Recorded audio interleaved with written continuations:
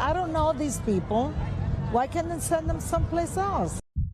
We've heard it all, and we're sick of it. We're here to tell the true stories of immigrant women who are making a difference in America, despite the lies spewed about them and their people.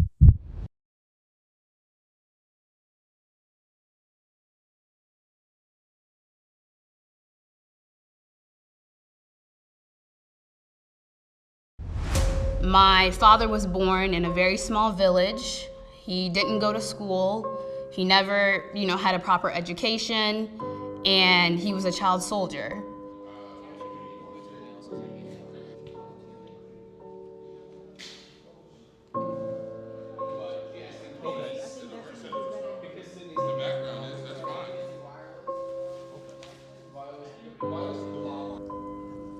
My name is Claudine Zalimagi Rubenica. So I remember whenever I was about 5 years old, a group of soldiers stormed into my family home, and that's when they took my father to prison.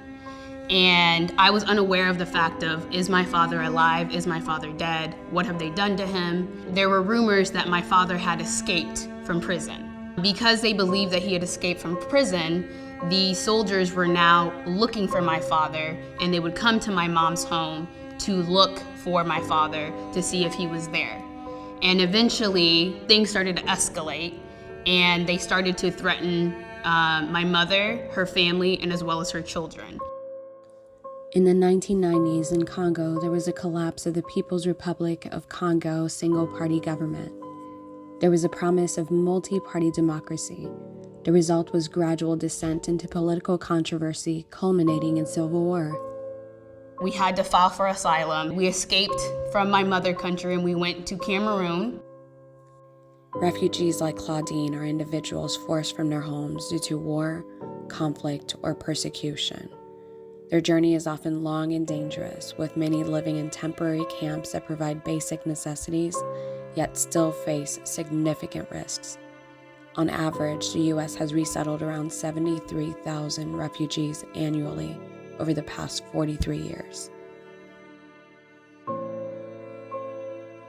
During that journey, many of these individuals end up living in refugee camps, which are often temporary settlements focused on providing basic necessities for refugees. Even though refugees in camps have escaped from their home countries, there are still other risks they face. I have one really negative memory of my little sister, who at the time was probably about 1 year old in the refugee camp, and she was involved in a major fire. And she almost lost her life that day. Claudine's family sought asylum. Asylum is a form of protection granted by a country to individuals fleeing persecution or danger in their home country, as did Ami's family. My name is Aminata Taylor. I was born in Guinea, West Africa. Speeder.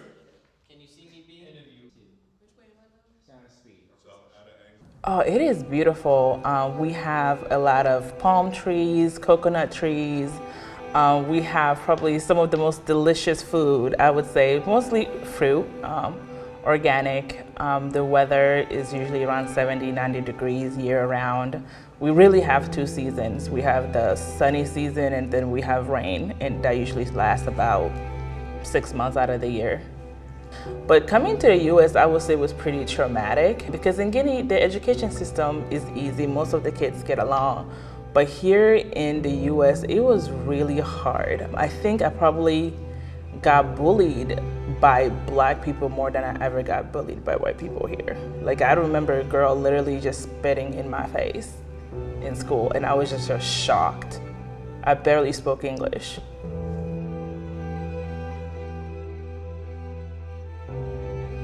So my mom initially came in the US, I believe in 97. She thought there was peace here in the US and she was looking to find it.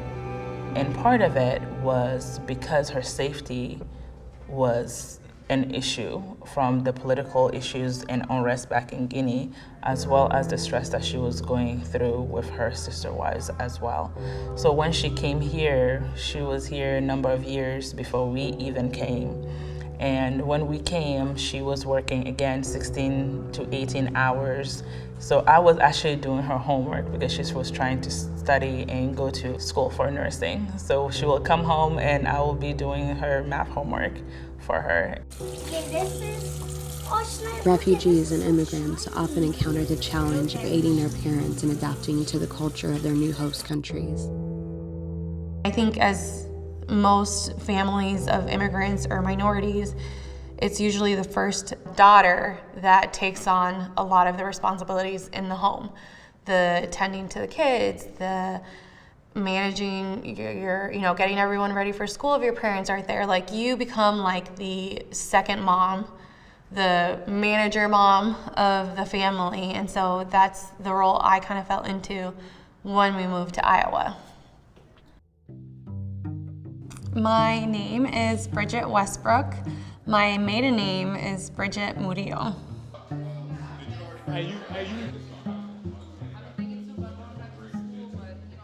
The other thing that was a factor into us moving was my brother at the time, I believe, was getting recruited for gangs in Los Angeles, and my parents didn't want that lifestyle. Where we grew up, Pasadena, Los Angeles, in the neighborhood we were at, I wouldn't say it was like the most dangerous neighborhood, but it wasn't the safest either. Every night you would hear gunshots, you would hear police going up and down what maybe felt like down the street from us, ambulances, fire trucks. This was every night. It was almost like I couldn't be proud of who I was because little things, maybe like I had an accent or I got made fun of, or anything I expressed maybe about myself or my family was kind of dismissed. And so that's where I didn't pronounce my name correctly. I didn't feel comfortable speaking Spanish at all or saying anything in Spanish. With that being said, part of me became Americanized, for lack of better words. But it also felt like I was like not Mexican enough for my peers that were actual Mexican, that did actual Mexican traditions or Colombian traditions. And then I wasn't American enough because I look, talk, and have Mexican and Colombian, and you can see it. So it's like you're in that middle where you're not accepted in your culture, and then you're not accepted in the American culture either.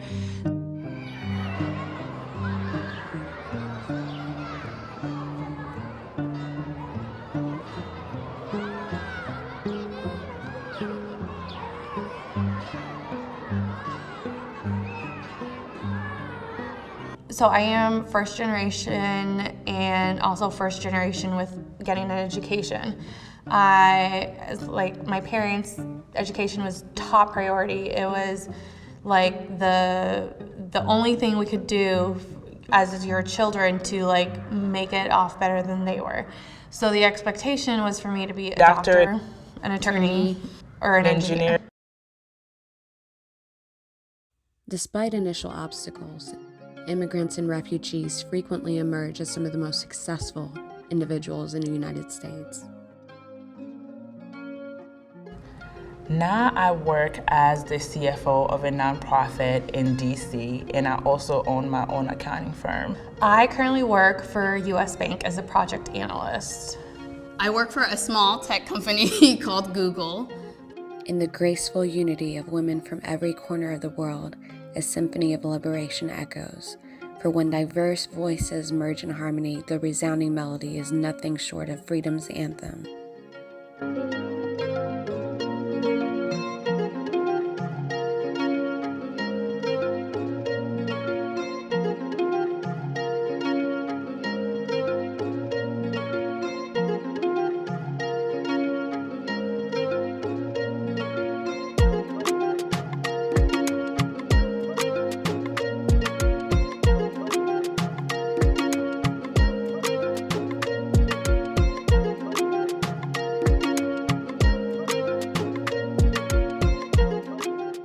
It was a culture shock for me. We didn't have any family. It is a long process. Mom says she started her process maybe 3 years before the interviews even happened back in Guinea. They were refugees and they didn't have anything, so I think a lot of times they were kind of working in just like survival mode. Amidst a world in chaos, over 20.7 million female refugees and migrants seek solace and security, yearning for a place to call home.